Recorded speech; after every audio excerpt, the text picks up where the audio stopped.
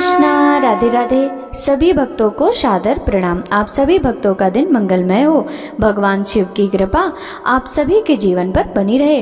भक्तों, आज की इस वीडियो में आप श्रवण करेंगे श्रावण मास महात्म के 15वें अध्याय की कथा। भक्तों, श्रावण मास महात्म के कल के अध्याय में आपने नाग पंचमी व्रत का महात्म की कथा का रसपान किया था। भक्तों, आज के इस अध्याय में सुपोधन सृष्टि व्रत तथा अर्क विवाह विधि की कथा का रसपान करेंगे। तो चलिए भक्तों, वीडियो शुरू करते हैं। सनत कुमार बोले, हे देवेश, मैंने नागों का यह आश्चर्यजनक पंचमी व्रत सुन लिया। अब आप बताएं कि षष्ठी तिथि में कौन सा व्रत होता है, उसकी विधि क्या है। ईश्वर बोले, हे विपेंद्र, श्रावण मास के शुक्ल पक्ष में षष्ठी तिथि को महामृत्यु का नाश करने वाले सुपोधन नामक शुभ व्रत को करना चाहिए। शिवालय में अथवा घर में ही प्रयत्न पूर्वक शिव का पूजन करके सुपोधन का नैवेद्य उन्हें विधि पूर्वक अर्पण करना चाहिए। इस व्रत के साधन में आम्र का लवण मिलाकर शाक और अनेक पदार्थों के नैवेद्य अर्पित करें। साथ ही ब्राह्मण को वायन प्रदान करें। जो इस विधि से व्रत करता है उसे अनंत पुण्य मिलता है। इस प्रकरण में लोग एक प्राचीन कहानी सुनाते हैं जो इस प्रकार से है। प्राचीन समय में रोहित नाम का एक राजा था। काफी समय बीतने के बाद भी उसे पुत्र रत्न की प्राप्ति नहीं हुई। तब पुत्र की अभिलाषा में उस राजा ने अत्यंत कठोर तप किया। ब्रह्मा जी ने राजा से कहा, तुम्हारे प्रारब्ध में पुत्र नहीं है। तब भी पुत्र की लालसा में वह राजा अपनी तपस्या से जरा भी विचलित नहीं हुआ। इसके बाद राजा तपस्या करते करते संकटग्रस्त हो गए। तब ब्रह्मा जी पुनः प्रकट हुए और कहने लगे, मैंने आपको पुत्र का वर तो दे दिया है, लेकिन आपका यह पुत्र अल्पायु होगा। तब राजा तथा उनकी पत्नी ने विचार किया कि इससे रानी का बांझपन तो दूर हो जाएगा, संतानहीनता की निंदा नहीं होगी। कुछ समय बीत जाने के बाद ब्रह्मा जी ने वरदान से उन्हें एक पुत्र रत्न की प्राप्ति हुई। राजा ने विधि पूर्वक उसके जात कर्म आदि सभी संस्कार किए। दक्षिणा नाम वाली उस रानी और राजा ने अपने पुत्र का नाम शिवदत्त रखा। उचित समय आने पर भयभीत चित्त वाले राजा ने पुत्र का यज्ञोपवीत संस्कार किया, किंतु राजा ने उसकी मृत्यु के भय से उसका विवाह नहीं किया। तदंतर 16वें साल में उनका पुत्र शिवदत्त मृत्यु को प्राप्त हो गया। तब ब्रह्मचारी की मृत्यु का स्मरण करते हुए राजा को बहुत चिंता होने लगी कि जिन लोगों के कुल में कोई ब्रह्मचारी मर जाए तब उनका कुल खत्म हो जाता है और वह ब्रह्मचारी भी दुर्गति में पड़ जाता है। सनत कुमार बोले, हे देव देव, हे जगन्नाथ, इसके दोष निवारण का उपाय है या नहीं? यदि उपाय है तो अभी बताएं, जिससे दोष की शांति हो सके। ईश्वर बोले, यदि कोई स्नातक अथवा ब्रह्मचारी मर जाए तो अर्क विधि से उसका विवाह कर देना चाहिए। इसके बाद उन दोनों ब्रह्मचारी तथा आग को परस्पर संयुक्त कर देना चाहिए। तब अर्क विवाह की विधि कहते हैं। मृतक का गोत्र, नाम आदि लेकर देश काल का उच्चारण करके कर्ता कहे कि मैं मृत ब्रह्मचारी के दोष निवारण हेतु वैसर्गिक व्रत करता हूँ। सर्वप्रथम सुवर्ण से अभ्युदय करके अग्नि स्थापन कर अघार होम करके चारों बृहत्तियों ओम भुवः, ओम भुवः, ओम स्वाहा, ओम महा शिव हवन करना चाहिए। इसके बाद व्रत अनुष्ठान के उत्तम फल के निमित्त व्रतपति अग्नि के संपादनार्थ विश्व देवों के लिए घृत की आहुति डालें। उसके बाद शिष्टकृत होम करके अविष्ट होम संपन्न करें। पुनः देश काल का उच्चारण करके इस प्रकार बोले, मैं अर्क विवाह करूंगा। उसके बाद चूर्ण से अभ्युदय कृत करके अर्क शाखा तथा मृतक की देह को तेल तथा हल्दी से लिप्त करके पीले सूत से वेष्टित करे और पीले रंग के 2 वस्त्रों से उन्हें ढक दे। इसके बाद अग्नि स्थापन करे और विवाह विधि से प्रयुक्त योजक नामक अग्नि में अगार होम करे व अग्नि के लिए आज्य होम करे। इसके बाद चारों विहार्थियों से ओम भुवः, ओम स्वाहा, ओम महा बृहस्पति तथा कामदेव के लिए आहुति प्रदान करे। पुनः घृत से स्विष्ट कृत होम करके संपूर्ण हवन कर्म समाप्त करे। उसके बाद आग की डाली तथा मृतक के शव को विधि पूर्वक जला दे। मृतक तथा म्रियमाण के निमित्त 6 वर्ष तक इस व्रत का अनुष्ठान करना चाहिए। इस अवसर पर 30 ब्रह्मचारियों को नवीन कौपीन वस्त्र प्रदान करना चाहिए और हस्त प्रमाण अथवा कान तक लंबाई वाले दंड तथा कृष्ण मृग चर्म भी प्रदान करने चाहिए।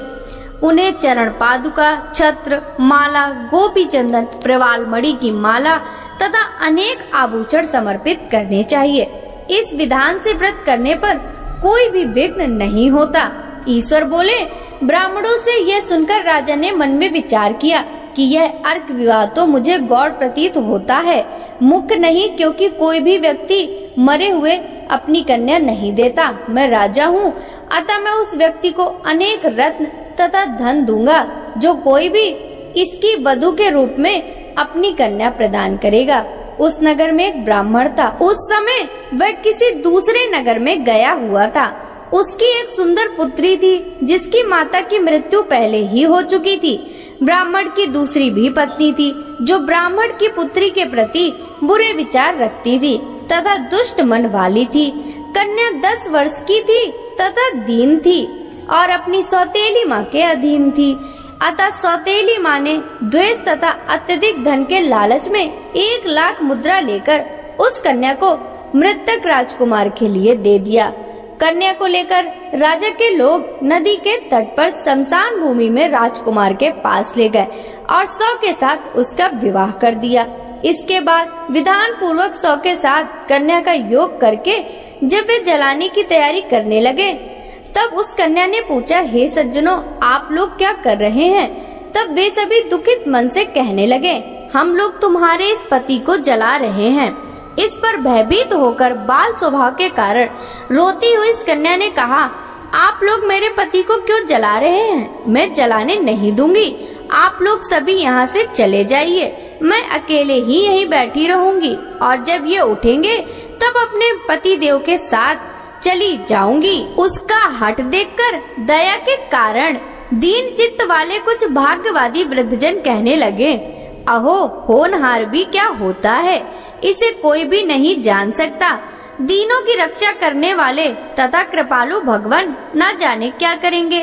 सौत की पुत्री का भाव रखने के कारण सौतेली माता ने इस कन्या को बेचा है। अतः संभव है कि भगवान इसके रक्षक हो जाएं। अतः हम लोग इस कन्या को, इस शव को नहीं जला सकते। इसलिए सभी को अच्छा लगे तो हम लोगों को यहाँ से चले जाना चाहिए। परस्पर ऐसा निश्चय करके वे सब लोग अपने नगर को चले गए। बाल स्वभाव के कारण यह सब क्या है इसे न जानती हुई भय से व्याकुल वह कन्या एकमात्र शिव तथा पार्वती का स्मरण करती रही। उस कन्या के स्मरण करने से सब कुछ जानने वाले तथा दया से पूर्ण हृदय वाले शिव पार्वती शीघ्र ही वहां आ गए।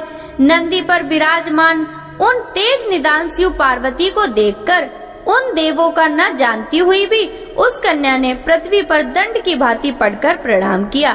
तब उसे आश्वासन प्राप्त हुआ कि पति से तुम्हारे मिलने का समय अब आ गया है।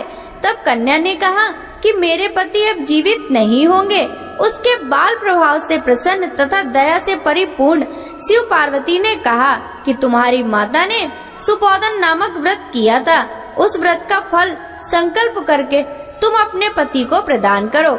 तुम कहो कि मेरी माता के द्वारा जो सुपोदन नामक व्रत किया गया है उसके प्रभाव से मेरे पति जीवित हो जाए। तब कन्या ने वैसा ही किया और उसके परिणाम स्वरूप शिवदत्त जीवित उठ खड़ा हो गया। उस कन्या को व्रत का उपदेश देकर शिव तथा पार्वती अंतर ध्यान हो गए। तब शिवदत्त ने उस कन्या से पूछा, तुम कौन हो और मैं यहाँ कैसे आ गया हूँ। तब उस कन्या ने उसे वृतांत सुनाया और रात हो गई। प्रातः होने पर नदी के तट पर गए लोगों ने राजा को वापस आकर कहा कि हे राजन, आपका पुत्र व पुत्र वधू नदी के तट पर स्थित है। विश्वस्त लोगों से यह बात सुनकर राजा बहुत खुश हुआ। वह हर्ष भरी भेरी बजवाते हुए नदी के तट पर गया। सभी लोग प्रसन्न होकर राजा की प्रशंसा करने लगे। वह बोले, हे राजन, मृत्यु के घर गया हुआ आपका पुत्र पुनः लौट आया है। इस पर राजा पुत्र वधू की प्रशंसा करने लगे और बोले कि लोग मेरी प्रशंसा क्यों कर रहे हैं? प्रशंसा के योग्य तो यह वधू है। मैं तो भाग्यहीन तथा अधम हूँ। धन और सौभाग्यशालिनी तो यह पुत्र वधू है, क्योंकि इसी के पुण्य प्रभाव से मेरा पुत्र जीवित हुआ है। इस प्रकार अपनी पुत्र वधू की प्रशंसा करके राजा ने दान तथा सम्मान के साथ श्रेष्ठ ब्राह्मणों का पूजन किया और ग्राम से बाहर ले गए मृत व्यक्ति के पुनः ग्राम में प्रवेश कराने से संबंधित शांति की विधि को ब्राह्मणों के निर्देश पर विधि पूर्वक संपन्न किया। हे वत्स, इस प्रकार मैंने आपसे ये सुपोदन नामक व्रत कहा। इसे 5 वर्ष तक करने के अनंतर उद्यापन करना चाहिए। पार्वती तथा शिव की प्रतिमा का प्रतिदिन पूजन करना चाहिए और प्रातः काल आम के पल्लवों के साथ चरु का होम करना चाहिए। साथ ही नैवेद्य तथा वायन अर्पित करना चाहिए। मनुष्य यदि व्रत की बताई गई इस विधि के अनुसार आचरण करे तो वह दीर्घजीवी पुत्र प्राप्त करके मृत्यु के बाद शिवलोक को जाता है।